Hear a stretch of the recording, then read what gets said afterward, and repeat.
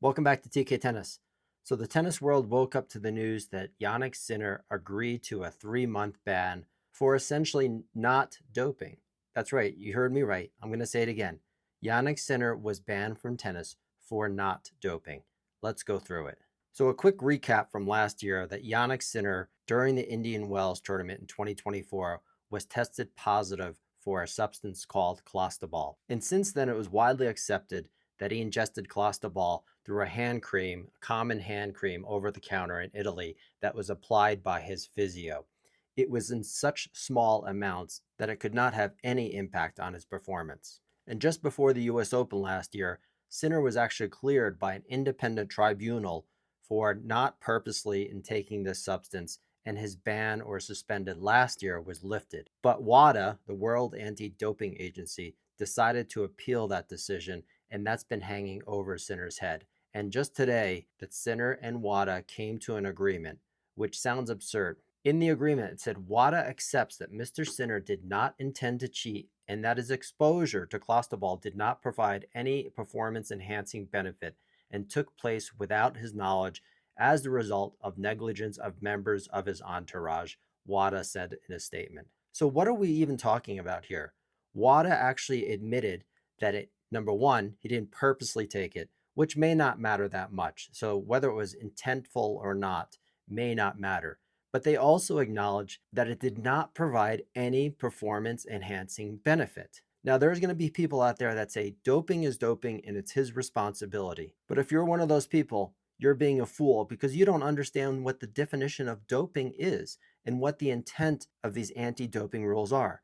Doping is the act of consuming artificial or often illegal substances to gain an advantage over others in sporting competitions. That did not happen here. The independent tribunal mentioned that it did not happen here, and even WADA admits in this agreement that it did not happen here. Now, this article says it's a sad day for tennis, but I don't think it's just a sad day. I think it's a really embarrassing day for the ATP and the ITF in particular, because they are allowing WADA to dictate what happens in their sport. We now have the number one player in the world that is accused and essentially convicted of doping, even though he was not doping. And the ATP and the ITF is allowing this to happen to the number one player in the world. Now, you might say it doesn't matter whether it's the number one player in the world or not, and I'm not going to argue that it doesn't. And here's why this is such a big issue. Is because WADA has no credibility whatsoever. So if Sinner was already cleared by the independent tribunal and WADA wanted to make an example of him, why would anyone take WADA seriously? This is a corrupt organization, and you don't have to believe it from me. It's very well known that WADA is corrupt. So let's just go to a couple of cases. Talking about China and the Olympics. In 2021, there was a case called Clentaburo case, where reports surfaced that some Chinese athletes tested positive for this substance before the Tokyo Olympics. But WADA did not sanction them, citing possible food contamination.